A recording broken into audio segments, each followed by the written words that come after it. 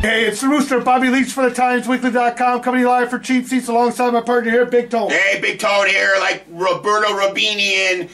Life is beautiful. It's good to be Italian. I just want to tell everybody hello. Welcome to the week. We asked you last week for a question. What does March Madness mean? Rooster, March Madness, we left you with that. Well, March Madness means that Bolingbrook lost, and that's kind of madness. I mean, madness. Yeah, I mean, they lost. They lost to Whitney Young in overtime for the second year in a row at the sectionals.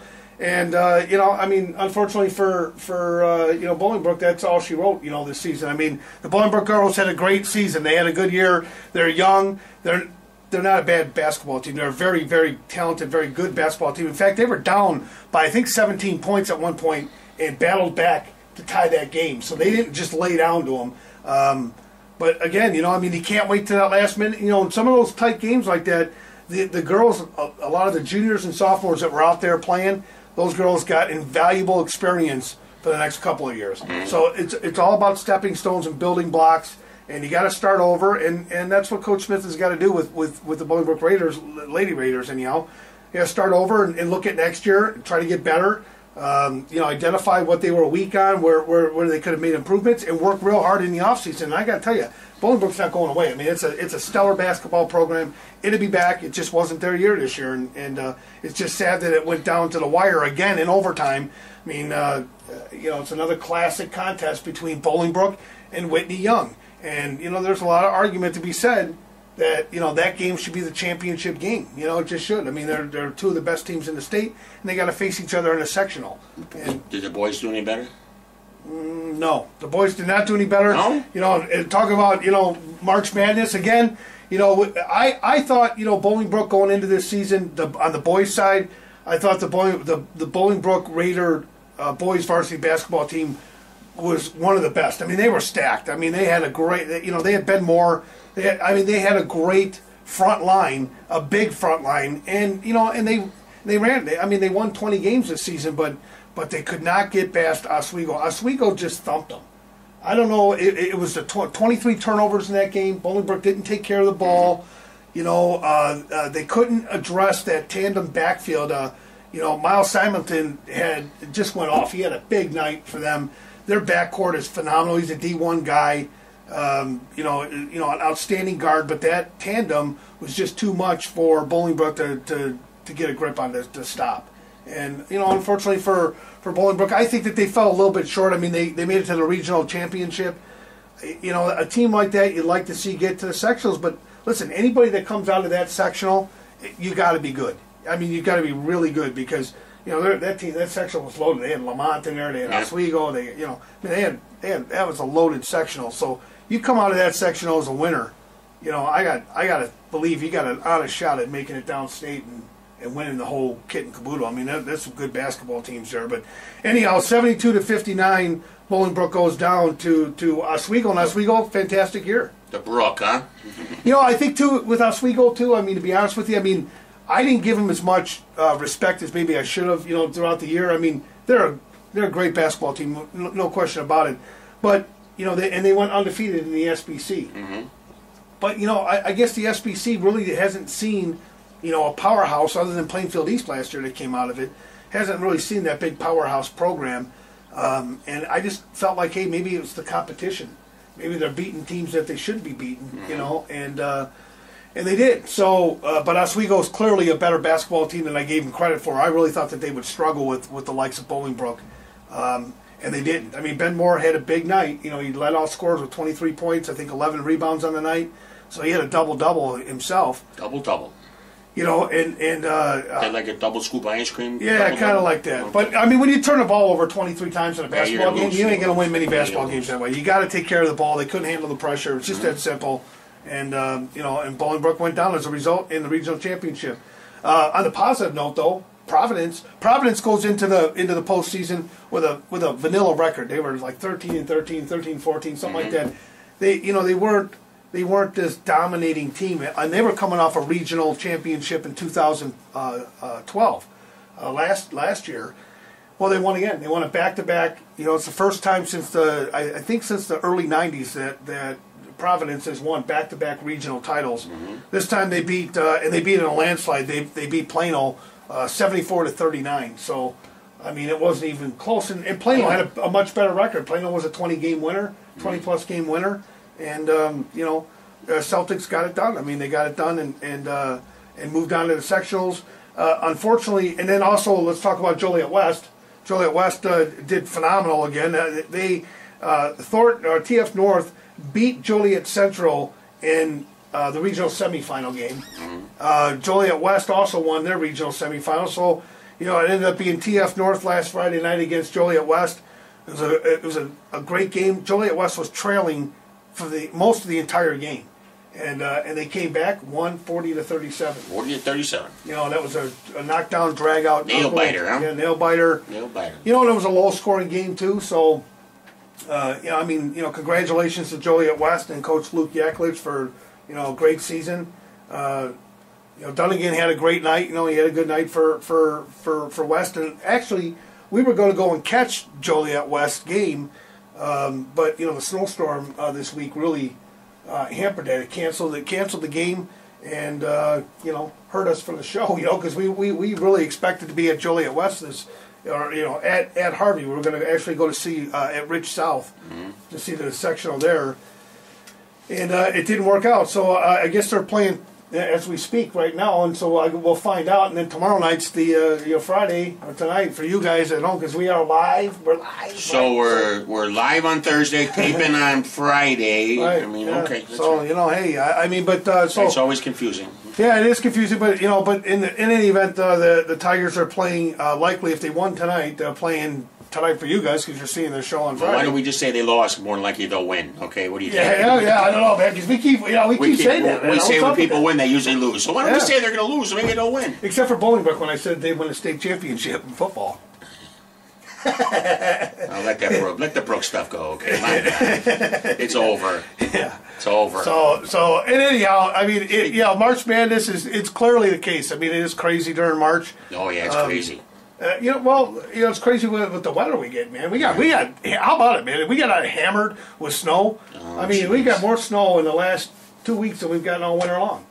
Then you get a snowblower, huh? You got a snowblower?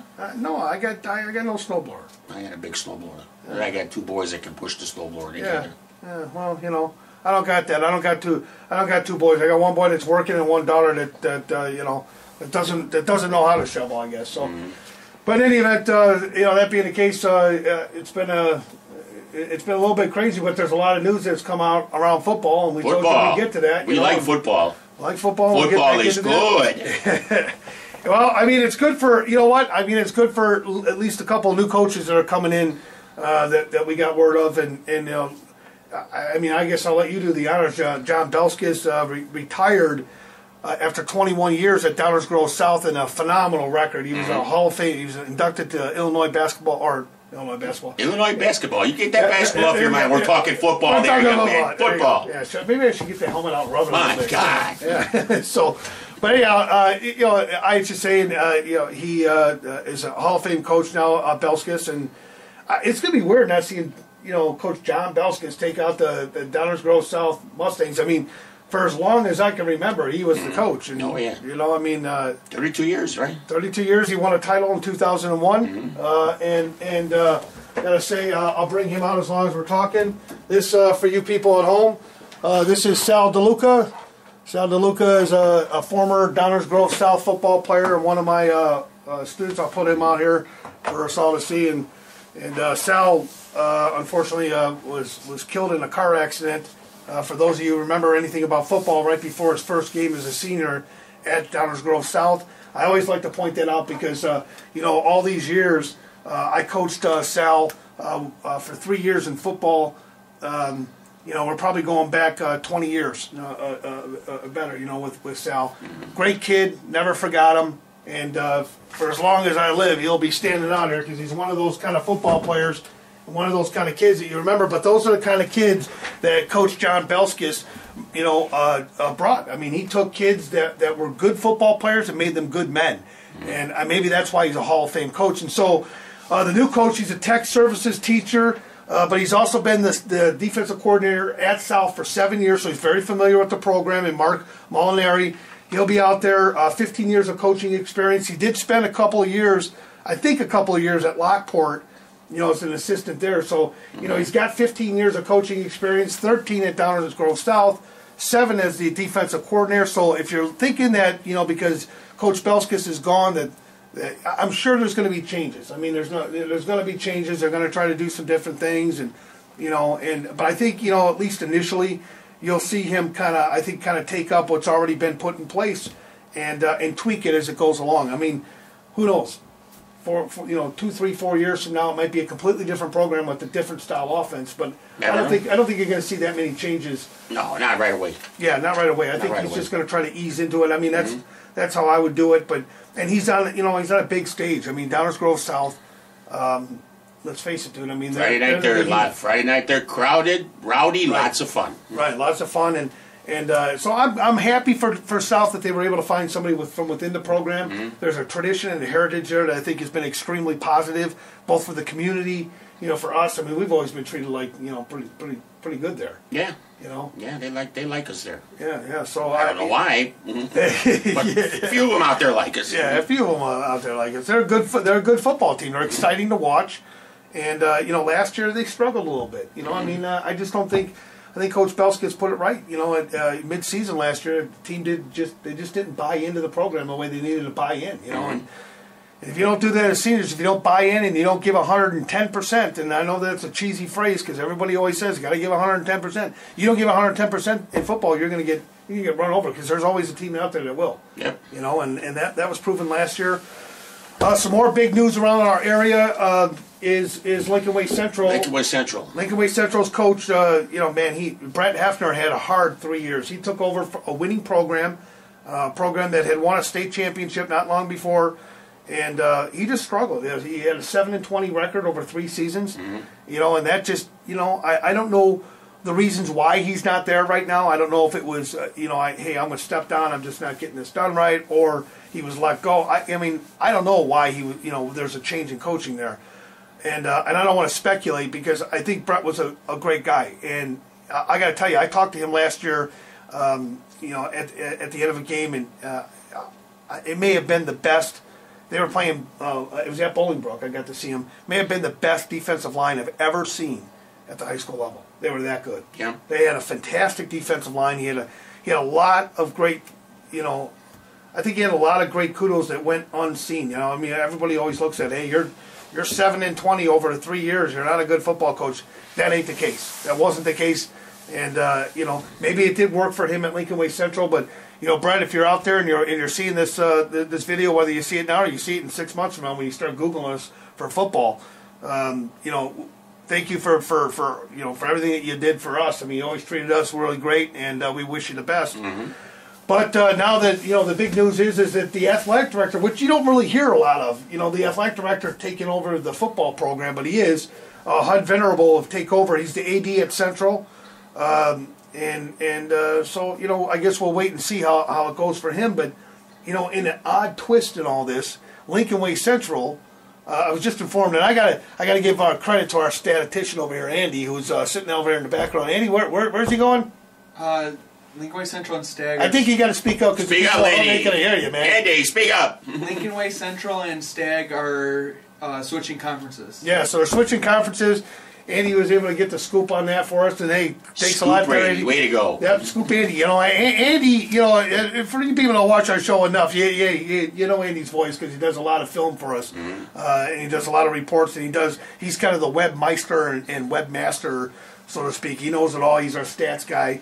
But again, I think it's interesting that Lincoln Way Central says, hey, we're going to go over to, the South Suburban Red Conference, and Stagg is leaving, the red and going into the blue. And I'm thinking to myself, now I know Stagg is, no offense to you folks at Stagg, out in Palos, do you think they watch us in Palos? No, man, they don't watch it. To be honest with you, they haven't won many football games. I know that they got a beautiful football field. They got a turf football field. We haven't gone to Stagg because they're not. Didn't they play Romeoville one year? Yeah, they used to play Romeoville. Did they? Yeah, so I don't know. I mean, I think that Stagg has got. I don't think they're going to an easier football conference. You're going into a conference that still you have to contend with. Bolingbrook, Lincoln Way East, Sandburg, Joliet West, Lockport. Joliet Central even. I mean, I think bringing Stagg in is going to help a little bit, but unless. I guess, but I'm not going to say it. I'm not going to say it until we see them on the field, because it wouldn't be fair for us to look at the record like we just talked about and base our opinion on what's going on at Stagg High School this year for football.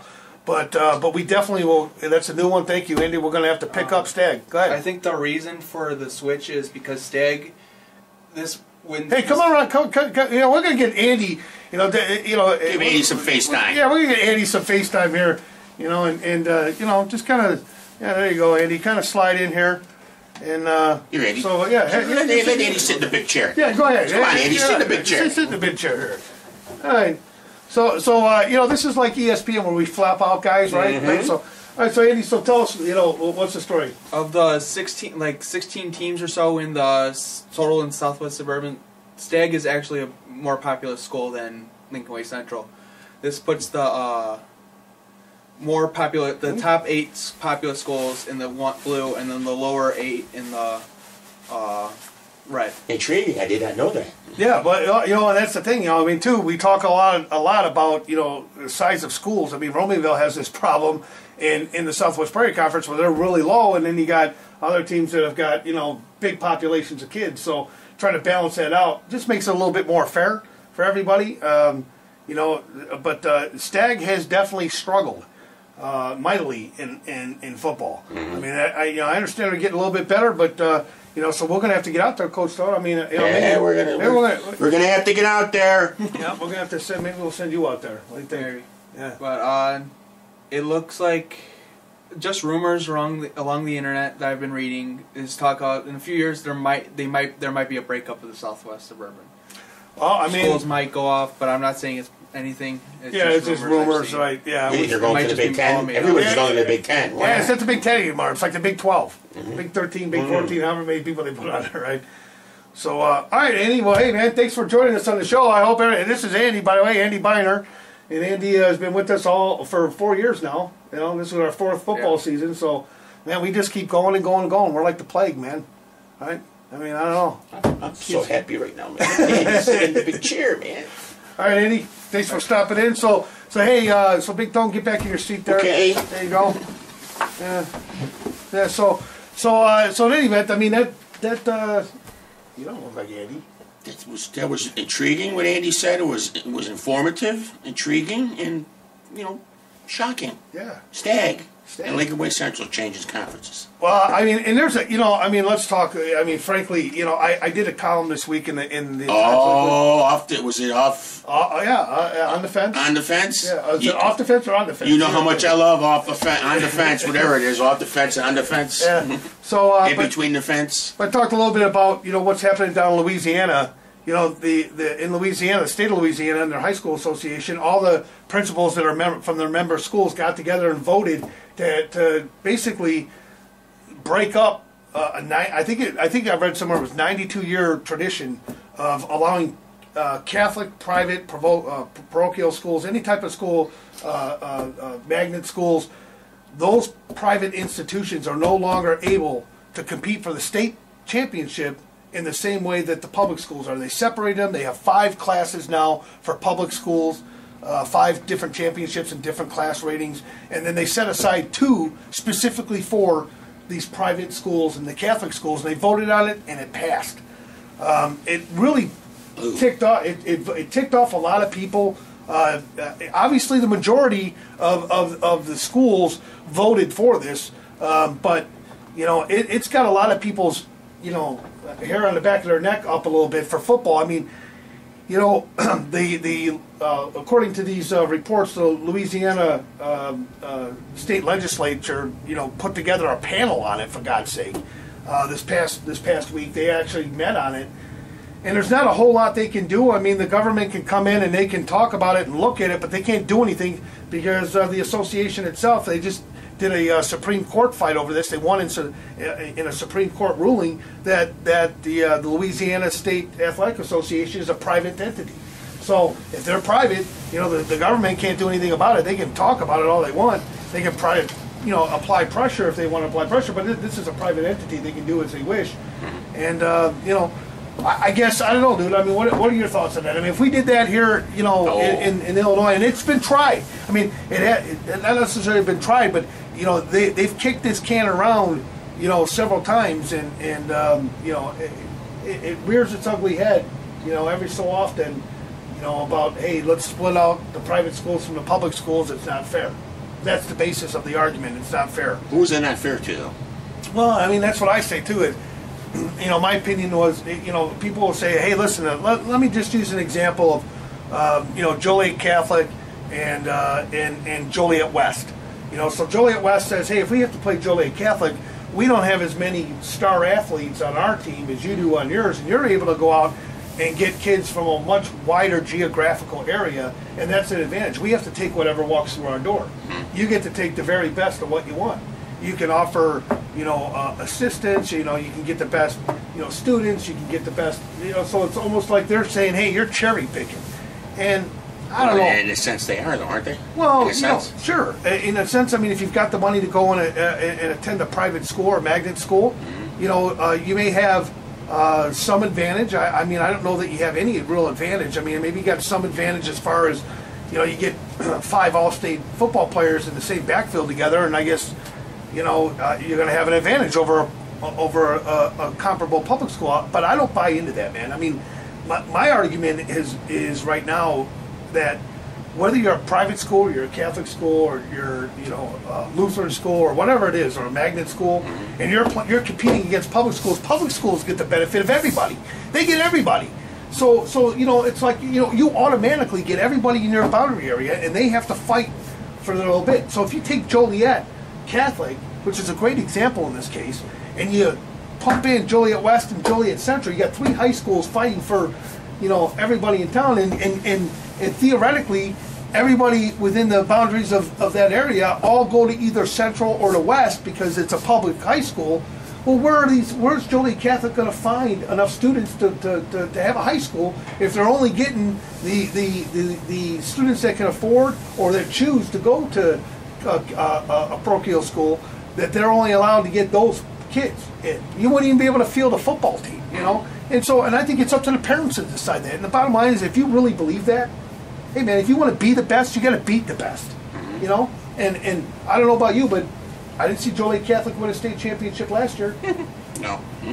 You know, the state championships have been going on since the 70s for football around here, you know, the current system, and they got 14 state championships since then. It was back in the 70s, 80s, early 90s, right? Right. You know, so I mean, I believe 07 was the last time JCA won.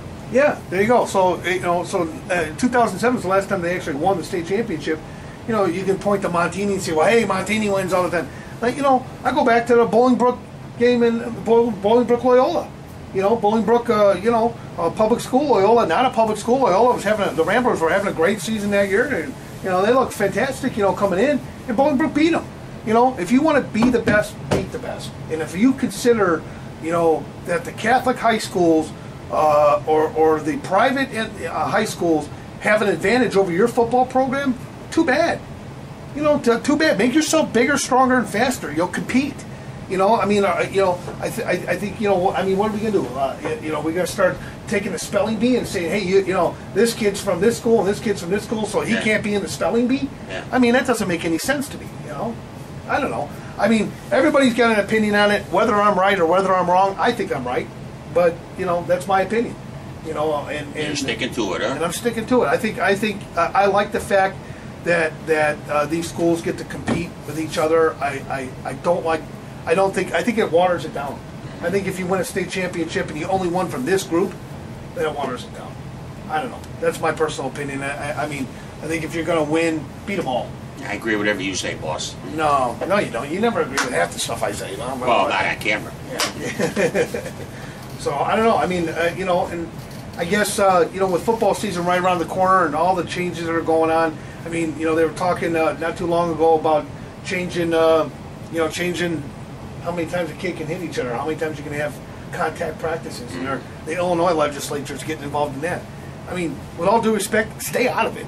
Let the high schools deal with it. Let the association, let the IHSA handle it. I mean, the IHSA and the school districts at large are there they're in the kids' best interest. They're looking out for the kids. Trust me, if there's a way to protect a child, they're going to do it. You know, I don't care what anybody says. You know, you're looking out for your athletes. A good football coach, a good program is always looking out for their athletes. You don't need to have that legislated. They have to look out for it because there's always that one little thing called lawsuit. Right.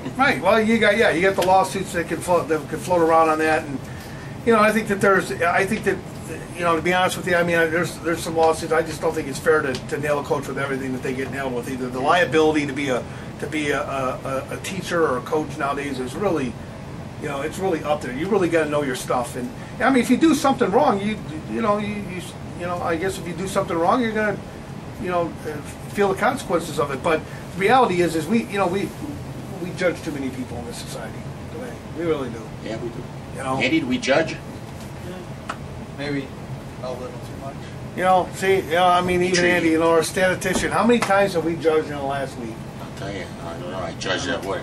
If anything, it's gonna only limiting hits in practice to once a week is gonna cause more injuries in the game.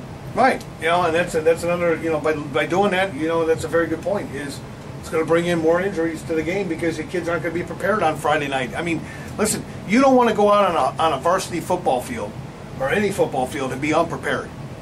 You know, and not be ready to hit. You know, head taken off. Yep. It's you know, I mean, it's a sport that I guess you know. I mean, we can say the same thing about hockey. You can say the same thing about softball. You can say the same thing about baseball. You can say the same thing about basketball. Mm-hmm. I mean, head contact, body contact, physical contact, whether it's legal or not, happens in almost every sport. Yeah. I mean, even running, for God's sake. You know, you can run into somebody or bump into somebody. Or, I mean, even if you're in track and field, I mean, there's an assumed risk when you play sports. That's just the way it is. And I mean, and you know, some are really good at it, some aren't. Some get injured, and that's it. I mean, if I blew my knee out in a high school football game and I could never play football again, and I maybe couldn't walk the right way ever again, do I feel like I'm entitled to a lawsuit against the school for blowing my knee out playing a game? I mean, you gotta assume and accept some responsibility when you decide to play. I don't know. That's my 2 cents for it. I agree. So does Booby Miles of Friday Night Lights. He agrees too. Yeah. I mean, if he had to do it all over again, he probably would have sat out that game. Yeah, you know, he could have played in the championship. But then again, who knows? So in any event, you know, I guess you know that's about all she wrote this week for. We're over now? Yeah, we're just, you know. All right. Tone, heat up the car. I'm coming. So, hey man, any final thoughts? I mean, what, you know, how was your week? You know, what did you do all week? You know, 'cause Oh, hey, you know something? Special shout out to Andre, Discount Tire, Bolingbrook. Oh yeah, hey, Andre, thanks for Every taking care of cheap him, man. seat watcher took care of me over there, gave me a nice price on a tire. $81 tire for a nice price. I ain't gonna tell you because I don't want you to go in there and say, "Hey, you took care of that schmuck. What about me?" All Yeah, right? well, yeah. What? You know, Chop. Andre, Andre already got tires. Thanks, man. Andre Bolingbrook Discount Tire, top shelf. Yeah, I think I'm gonna bring the Beamer over there and have them, you know, put some new tires on it. You know. Top shelf. Yeah, top shelf. But top shelf guy, thanks a lot, guys. And you know, I walked into a Portillo's and I had an older guy come up to me and buy me my lunch. I didn't have to pay for my lunch. Really? He's like, yeah. What was this? So I'm like, hey man, this is some good stuff. I went to the Because Portillo's in Bolingbrook. Because he knew you? Because he knew us from Cheap Seats. I guess his grandson, you know, was a football player, and you know, so he caught us, and so and he wouldn't tell me his name because he didn't want to embarrass his grandson. I guess his grandson is going to be playing again this year, and we've covered him. So whoever you are out there, thanks, man. The lunch was awesome. It was great. You know. Sorry, I got a tire. I didn't get I got lunch. I didn't get a beef sandwich, but I got a tire. Okay. Yeah. So I mean, it was not too bad. But hey, I mean, it's been a great. lot of news going on. As soon as this weather breaks, we're going to get out to the football fields, and you know, Andy himself too. I mean, now you're all sold in and sold out. You got a new car too, I heard. Yeah. Yeah. So he's got a new sports car. So we're gonna, you might see his little red thing going around. I should go to Discount Tire. I have a leak in my back tire. Yeah. There you go. There you go. Andre, take care of Andy. Take care of our boy here. But so in any event, but as soon as the weather breaks and we get the snow off the ground again, we can get back out there on the football field. We got some stuff we got to do, So what else you up to? Nope. Coach Belkis, he's gonna be coaching somewhere this year. You know, You think so? too good a coach. Yeah, he is too good of a coach. I mean, Too I good a hate coach. to see him. I hate to see him gone, but you know. Yeah, going to the parochial way. I'm thinking. You know? think so? I think so. Yeah, well, we'll see. We'll see if Big Tone's right. You know, I mean, schedules are starting to come out. We're going to start putting that together as well. You know, we got some schedules of some of the teams that were released, who they're going. Where's Montini playing? Where's their first game? Because League Away East and Montini are not playing each other. Newsflash this year. There is week 1 or week 2. I don't remember off the top of my head, but they're going down to St. Louis area. Play O'Fallon. Teams like Loyola and Montini are heading down south to play East St. Louis, O'Fallon. Teams like around there. I forget which teams. I'd have to look at the schedule. All I know is he gets to go down south to cover those games. Yeah, it ain't he's gonna got be a us. He's got a car now, listen, man. He's got we're a sending car. him down to the sticks. We're gonna give you a cowboy hat, some cowboy boots, and some hay to bribe the horses with when your car breaks down. If I don't return, I probably wore my Cubs gear and. And somebody, the Cubs. See, there you go. Cubs. I forgot. Give me some. Oh, Yep. Jesus. Yep. We're not that far away from April. Jesus. Home opener for the Cubs. Who they I'm gonna playing? get the Who they picture. playing? I don't know. Who they playing? Who cares? We're not going there for the game. April 1st is there at Pittsburgh. Yeah, they're at Pittsburgh. Who they playing? Where's the home opener? Who they playing? Oh, well, the Nationals, Washington, maybe. That was last year. I don't know. You're a little behind the times. I don't think so. Yeah. Put it up there. The Sox are playing Romeoville. I mean, I mean that's the only way they can get a win. Are we done here? Yeah, we're done here. So, hey, God, man, thank you. hey, Andy, as always, brother, it was awesome to see you. Okay. That was just lame, man. Oh, I'm sorry. Oh, sorry. Here, wait. Salami, my brother. All right, man. Hey, we want to thank you for tuning in to Cheap Seats again this week. And Cheap seats once again. What's the question for the week this week? What are we? March Madness last week. What's the question? the question is this week is, are you going to be on time for Cheap Seats next week? Tune in. Tune in next week. And we'll catch you next week right here, only on Cheap Seats. Everybody stay safe. Have a fantastic week.